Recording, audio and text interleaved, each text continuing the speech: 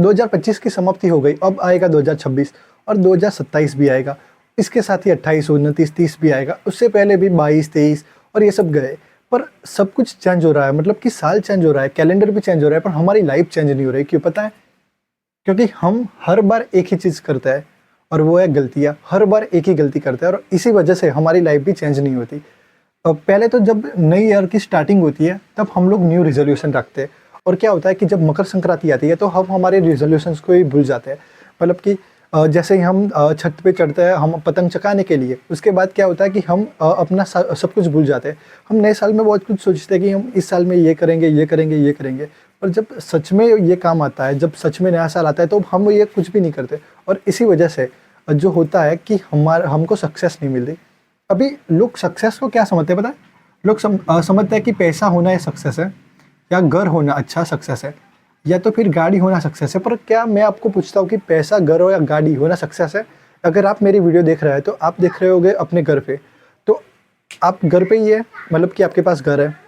अगर आपको कहीं घूमना जाना हो तो आपके पास साइकिल, बाइक या एक्टिवा कुछ भी हो, ठीक है, उसको भी हम गाड़ी में कंसिडर करेंगे। और आपके जेब में 50, 100 या 200 रुपये भी होंगे तो वो भी पैसा है। तो आपके पास पैसे भी है, आपके पास घर भी है, आपके पास गाड़ी भी है, तो इसका ये मतलब थोड़ी होता है कि आप सक्सेसफुल है। तो फिर आप मानते हैं कि आपके पास पैसा, घर और गाड़ी है तो आप सक्सेसफुल है?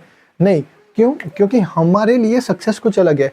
हम मानते हैं कि ज़्यादा पैसा, बड़ा घर और बड़ा गाड़ी, मतलब कि ज़्यादा पैसा होना, बड़ा घर होना या बड़ी गाड़ी होना ही सक्सेस है। पर सच में क्या आपको लगता है कि ज़्यादा पैसा होना, बड़ा घर होना और बड़ी गाड़ी होना सक्सेस है? नहीं। क्योंकि जिनके पास पैसा, घर या गाड़ी होती है ना, वो लोग भी डिप्रेशन में जाते हैं और वो लोग भी सुसाइड करते हैं। तो उसका क्या मतलब है कि वो लोग भी अपने आप को सक्सेसफुल नहीं मानते। क्योंकि कोई अपने आप को सक्सेसफुल मानता है तो वो कभी सुसाइड नहीं करता। तो इसी बात पे हम आते हैं कि सक्सेस क्या है? सक्सेस होती है माइंड की हैप्पीनेस, मतलब हैप्पीनेस ऑफ माइंड। मतलब कि आप किसी काम को कर रहे हो और उससे आपको खुशियाँ मिलती है, उसको बोलेंगे सक्सेस। जैसे कि कोई स्टूडेंट है, उसको अपने स्टडी में ग्रोथ दिखती है तो उसके लिए वो सक्सेस है, उसके लिए वो हैप्पीनेस है अपने माइंड की। कोई जॉब कर रहा है, वो गवर्नमेंट हो या प्राइवेट हो, उसको उस जॉब में प्रमोशन मिलता है, इंक्रीमेंट मिलता है, तो वो उसके लिए सक्सेस है। कोई प्रोफेशनल वर्क कर रहा है, मतलब कि कोई लॉयर है, डॉक्टर है या सीए है, तो वो उसका नाम बढ़ता है, मतलब कि समाज में या सोसाइटी में उसका नाम बढ़ता है, तो उसके लिए वो सक्सेस है। कोई गवर्नमेंट जॉब्स की तैयारी कर रहा है, मतलब कि कोई, हम देखते हैं कि कोई जजेस की तैयारी कर रहा है, कोई आईएएस या आईपीएस की तैयारी कर रहा है, तो उसके लिए यही सक्सेस है कि उसको वो जॉब मिल जाए। कोई बिजनेस कर रहा है तो उसके लिए तब सक्सेस मानी जाएगी कि जब उसके बिजनेस में प्रॉफिट आए। तो ऐसे ही सबके लिए, मतलब कि ये सारी अलग अलग कैटेगरी है और सबके लिए सक्सेस का मतलब अलग अलग होता है। मान लो कि एक स्टूडेंट है ए और एक स्टूडेंट है बी, ए को मिले 80%, बी को मिले 90%। अभी ए अपने आप को सक्सेसफुल मानता है पर बी मानता है कि उसको 95 आएंगे तभी वो सक्सेसफुल है। तो सक्सेस अलग अलग लोगों पे अलग अलग डिपेंड करती है। जैसे कि ए पर्सन है कांस्टेबल और बी पर्सन है आईपीएस। ये कांस्टेबल बन के भी सक्सेसफुल है, ये ऐसा मानता है, और ये आईपीएस होके भी अनसक्सेसफुल है ऐसा मान के वो आईएएस की एग्ज़ाम देता है। ठीक है ना, मतलब एग्ज़ाम तो क्या होती है यूपीएससी, पर ये फिर से अप्लाई करता है आईएएस बनने के लिए। क्यों? क्योंकि ये मानता है कि इसकी सक्सेस आईपीएस में नहीं है, इसकी सक्सेस आईएएस में। और ये मानता है कि ये कांस्टेबल बन गया वही बड़ी बात है, और ये इसको सक्सेस मान लेता है। तो सबके सक्सेस के पॉइंट ऑफ व्यू अलग होते हैं। जैसे कि हम बात करते हैं सक्सेस की, तो student, job, professionals, government, business, इन सभी के सक्सेस अलग अलग है। पर सक्सेस में 4 चीज़ें होना बहुत ही ज़रूरी है। फर्स्ट है सोशल सक्सेस, मतलब कि सोसाइटी में आपका नाम हो, आपकी वैल्यू हो, उसको बोलते हैं सोशल सक्सेस। उसके बाद इकोनॉमिकल सक्सेस, मतलब कि आपके पास पैसे हो वो।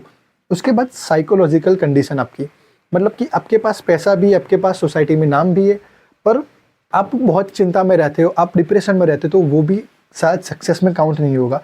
और अगर आपके पास ये सब कुछ है फिर भी आपके पास फिजिकल स्ट्रेंथ ही नहीं है, मतलब कि आप हॉस्पिटल में पड़े हुए हैं और आपके लाइफ का कोई अर्थ ही नहीं बचा, तो वो भी शायद सक्सेस में नहीं आता।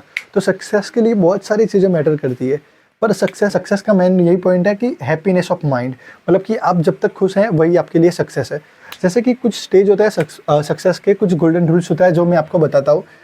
फर्स्ट होता है मोटिवेशन। हम लोग हमेशा मोटिवेशन के पीछे दौड़ते हैं। हम जहाँ भी हो मोटिवेशन को पकड़ने की कोशिश करते हैं। कहीं पे भी क्लास लगी हम मोटिवेशन के वीडियोस देखते हैं, मोटिवेशन लेक्चर देखते हैं, पर क्या सच में मोटिवेशन से सक्सेस मिलती है?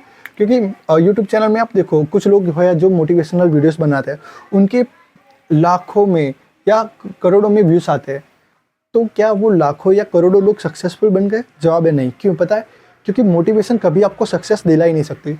मोटिवेशन का मतलब होता है प्रेरणा, और प्रेरणा वो होती है कि आप टेम्परेरी बेसिस पर उसको चला सको।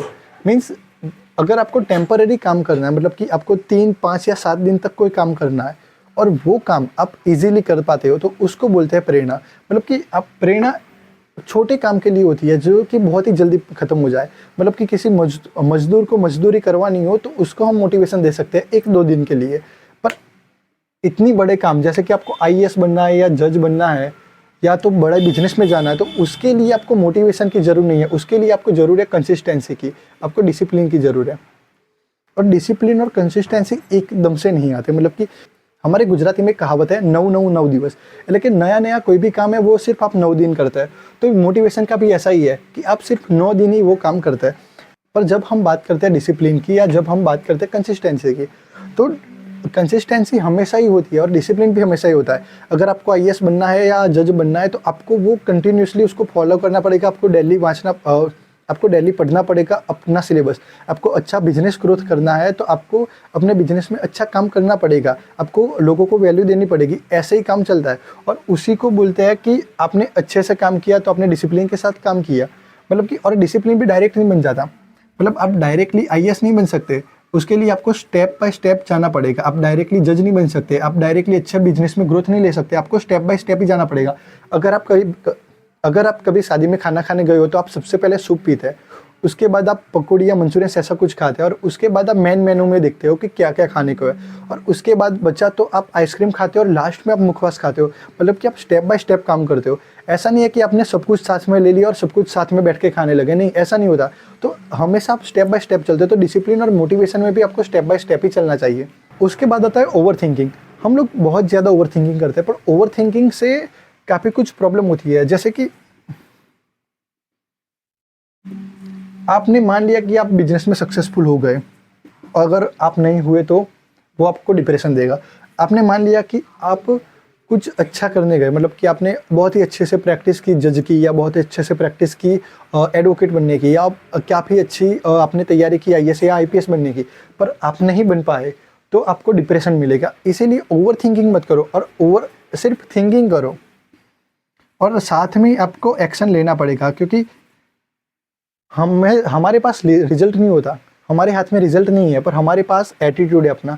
हम अपने एक्शन खुद ही ले सकते हैं, और उसके साथ ही उस एक्शन का क्या रिएक्शन आएगा वो भी हमको पता है। तो ऐसा ही चलता है। अभी 5th और 6th पॉइंट ऐसा है कि ये रूल आपको अपने हिसाब से खुद को बनानी चाहिए। कि आप स्टूडेंट हो तो आप अपने हिसाब से अपने रूल्स बनाओ, आप जॉब करते हो तो आप अपने हिसाब से अपने रूल्स बनाओ, आप प्रोफेशनल हो तो आपको अपने हिसाब से रूल्स बनाने चाहिए। वैसे ही आप गवर्नमेंट जॉब की प्रिपरेशन करते हो तो आपको अपने हिसाब से रूल्स बनाने चाहिए। पर मेन हमारा क्या है कि हमको मोटिवेशन के पीछे कभी भी नहीं भागना, हमको हमेशा डिसिप्लिन को पकड़ के रखना है, और ओवर थिंकिंग नहीं करके हमको एक्शन करना है कि क्या, कब, कैसे और किस लिए होगा। इस चैनल में हम लॉ से रिलेटेड बातें करेंगे, इसके साथ ही हम सोसाइटी से रिलेटेड भी बातें करेंगे, और गवर्नमेंट एग्जामिनेशन की कुछ प्रिपरेशन कैसे होती है ऐसे भी हम बात करेंगे। तो बने रहिए हमारे चैनल के साथ।